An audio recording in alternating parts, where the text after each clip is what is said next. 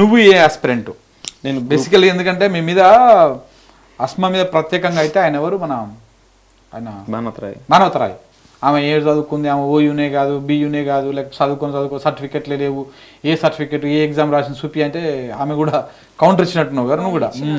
So మరి నువ్వే aspirant? నేను గ్రూప్ 1 అన్న. గ్రూప్ 1 2 సార్లు పోయినసారి క్వాలిఫై అయ్యాను. మూడోసారి 29 జీవో తీసుకురావడం వల్ల నేను క్వాలిఫై కాలేదు. అప్పటి నుంచి నేను రోడ్డు మీద కొట్లాడుతూనే ఉన్నా.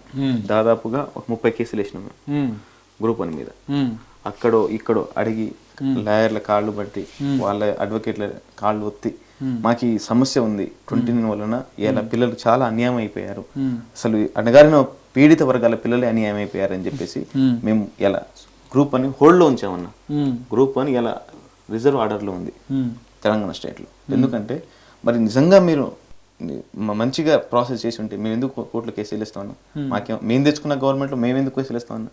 అరే అన్యాయం జరిగింది, మీకు అర్థం కావట్లేదు, 29 వల్ల అన్యాయం జరిగింది, మీకు అర్థం కావట్లేదు అని చెప్పేసి ఎన్నోసార్లు. ఎంత పెద్ద ఉద్యమం అన్న, బండి సంజయ్ గారు ఎంత పెద్ద ఉద్యమం అది. ఎవరైనా తెలంగాణ రాష్ట్రం వచ్చిన తర్వాత సెక్రటరీ దగ్గర ఎవరైనా వెళ్ళిరన్న విద్యార్థులు, అంతమంది విద్యార్థులు అలా అన్యాయం జరిగిన రోడ్డు మీదకి వస్తుంటే అశోక్ నగర్ లో ఆ ఫ్లైఓవర్ చాలా సార్లు వచ్చినాం. ఎంతమంది పోలీసులు అన్న అవసరం ఏముంది? 144 సెక్షన్ పెడతారా అశోక్ నగర్ లో? మీరు గెలిస్తే ఊరేగింపులు చేయాలి, మా భుజాన మీద వేసుకోవాలి, మా భుజాన్ని కందిపోయేటట్టు మిమ్మల్ని ఊరేగింపాలి. ఇంకా మేము మీ గురించి వ్యతిరేకంగా మాట్లాడితే 144 సెక్షన్లు, పీడీ కేసులు, ఆ కేసులు ఈ కేసులు అని చెప్పేసి మనం ఇబ్బంది పెట్టే ప్రయత్నిస్తున్నారు. నిజంగా నిరుద్యోగులు ఏమైనా చేయాలంటే ఒక కమిషన్ ఏర్పాటు చేయండి, నిరుద్యోగుల కమిషన్ ఏర్పాటు చేయండి, మా సమస్యలు బాధలు గాథలు వినండి. అవేం లేదు. ఎంతసేపు వాడికి మంత్రి పదవి కావాలి, వీడికి సంపాదించుకోవాలి, వాడు అది చేసి వీడు చేసుకోండి, మిమ్మల్ని ఏమనట్లేము.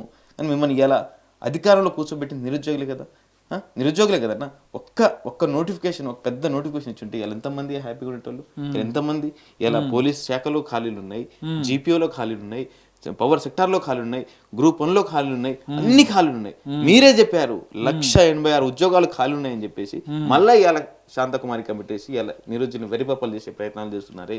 మళ్ళీ 60 రోజుల్లో గడువు పూర్తి చేస్తుంటే అంటే మీకు తెలియదు అంత ముందు 2 లక్షల ఉద్యోగాలు ఉన్నాయని మీకు తెలియదా? మరి తెలియనప్పుడు మీరు ఎట్లా హామీ ఇచ్చారు? వీళ్ళని ఎట్లా మోసం చేశారు? మీకు అన్ని తెలుసు. ఏంటంటే కాంగ్రెస్ అంటేనే కాలయాపన అంటే కాంగ్రెస్. ఇలా అప్పుడు 1200 మంది చనిపోయారు, ఇలా 6 చనిపోయారు. ఇంకెంతమంది చనిపోవాలి?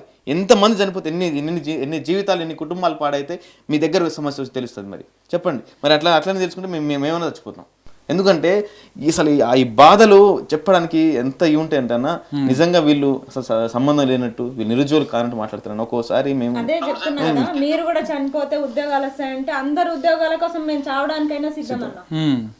మా నిరుద్యోగులకు కాదు, వీళ్ళు ఎస్పెషల్లీ 6 చనిపోతే కూడా కనీసం వాళ్ళ కుటుంబాలను వాళ్ళ కుటుంబం అయితే మా కుటుంబం అయితే మేము అందరి కోసం కొట్లాడుతున్నాం కాబట్టి వాళ్ళ బాధ్యత మా పైన కూడా ఉంటుంది నిరుద్యోగులది. మరి వాళ్ళ కుటుంబాలను ఇప్పటిదాకా తలుచుకొని ప్రభుత్వం ఇది మరి ఇంత గోసబెట్టి మరి మా చావులతోనైనా నిరుద్యోగులకి న్యాయం జరుగుతుంది అంటే బరాబర్ చచ్చిపోతాం, లైవ్ పెట్టే చచ్చిపోతాం మేము. అట్లా చాలా విపరీతమైన పరిస్థితులు ఉన్నాయి. వీళ్ళకి చెప్పడానికి కనీసం 1 గంట టైం ఇవ్వండి మాకు. ఎవరెవరితో మాట్లాడుతున్నారు చాలా అంటే మీరు చెప్తుంటేనే చాలా బాధ అనిపిస్తుంది. ఈ ఇష్యూ మరి ఎప్పటికి సాల్వ్ అవుతుంది, ఏమవుతుంది? మరి మన రేవంత్ రెడ్డి గారు ఏమో ఇట్లా స్థాయి ఉండాలి, నాకు హోదా ఉండాలి, నా దగ్గర నన్ను విమర్శించాలంటే నేను శత్రువులుగా చూడాలంటే కూడా వాళ్ళు మాట్లాడుతూ ఉన్నారు.